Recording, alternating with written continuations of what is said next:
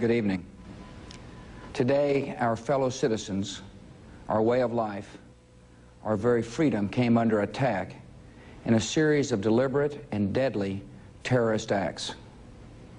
The victims were in airplanes or in their offices, secretaries, businessmen and women, military and federal workers, moms and dads, friends and neighbors. Thousands of lives were suddenly ended by evil, despicable acts of terror.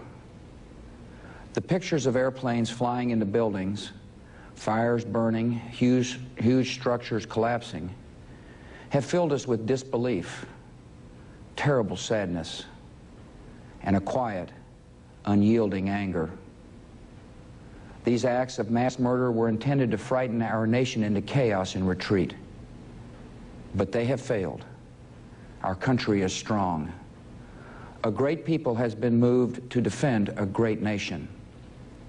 Terrorist attacks can shake the foundations of our biggest buildings, but they cannot touch the foundation of America. These acts shatter steel, but they cannot dent the steel of American resolve.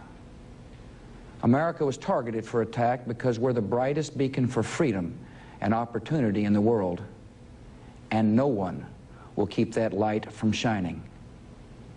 Today, our nation saw evil, the very worst of human nature, and we responded with the best of America, with the daring of our rescue workers, with the caring for strangers and neighbors who came to give blood and help in any way they could.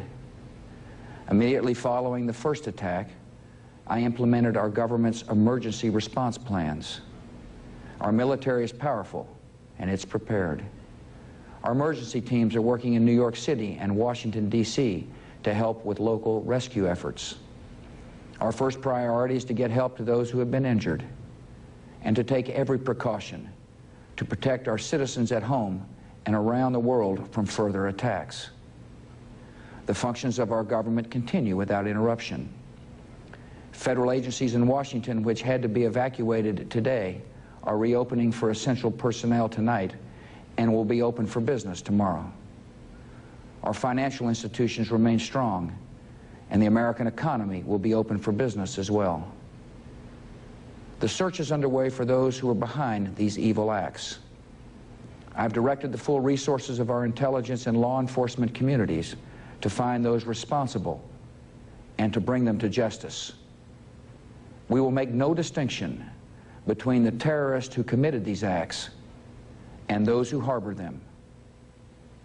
I appreciate so very much the members of Congress who have joined me in strongly condemning these attacks.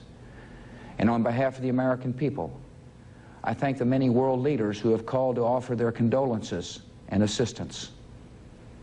America and our friends and allies join with all those who want peace and security in the world, and we stand together to win the war against terrorism. Tonight, I ask for your prayers for all those who grieve, for the children whose worlds have been shattered, for all whose sense of safety and security has been threatened. And I pray they will be comforted by a power greater than any of us, spoken through the ages in Psalm 23. Even though I walk through the valley of the shadow of death, I fear no evil, for you are with me. This is a day when all Americans from every walk of life unite in our resolve for justice and peace. America has stood down enemies before, and we will do so this time. None of us will ever forget this day, yet we go forward to defend freedom and all that is good and just in our world. Thank you. Good night, and God bless America. Here we go.